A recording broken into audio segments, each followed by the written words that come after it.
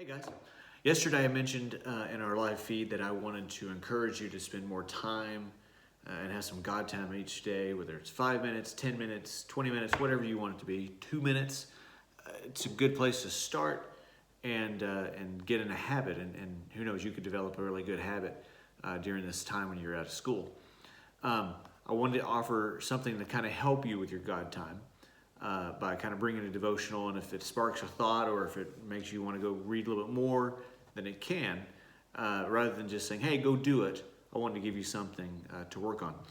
So I'm going to try to do a kind of an online Devo video, 2-3 minutes. This is going to be a little longer just because I'm doing the intro, but 2 to 3 minutes on Mondays, Wednesdays, and Fridays.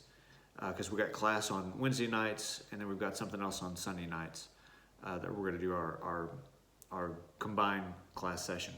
So the thing that I want to talk about is our culture is saturated with self-promotion, from social media to entertainment to society, just being obsessed with getting attention. Right? It's about the likes. It's about the views. It's all about that, and so. Does success and notoriety make us great, or is there something more we should aspire to? And Jesus essentially answered that question in Mark 9:35 when he says, if anyone wants to be first, he must be last and servant of all. So that kind of goes against everything else that we learn about when it comes to social media and YouTube views and all that stuff. And so I wanted to offer today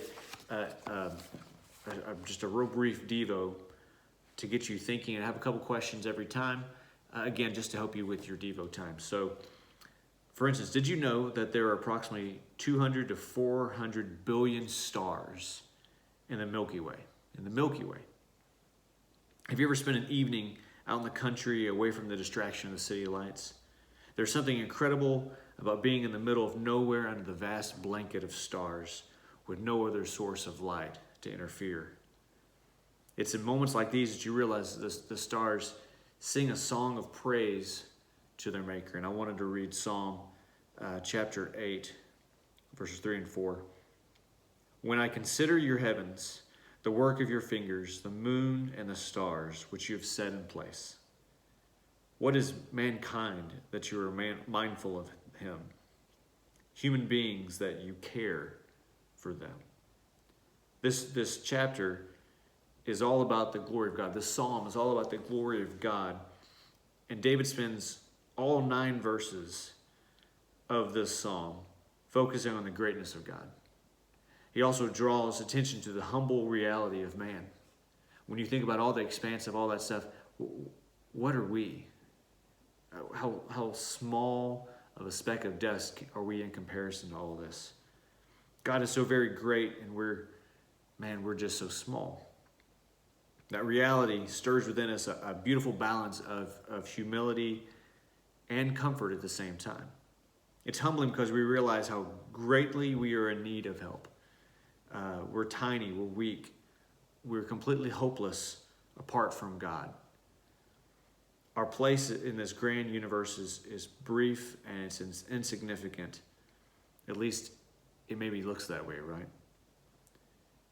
What's comforting about these verses is that the creator of the universe, the one who crafted all of that, sees you. He knows you. Even in your insignificance, in this massive universe, he sees us and he loves us. And he gave his only son for you. So here's your 3 questions today. When you read these verses, again, Psalm 8, 3 through 4, when you read those verses, do you feel humbled? Do you feel comforted? Do you feel both? Question number 2. How does having an attitude of humility help me see God more clearly?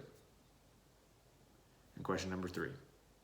In what ways can I choose to embrace a humble attitude of complete dependence on God today?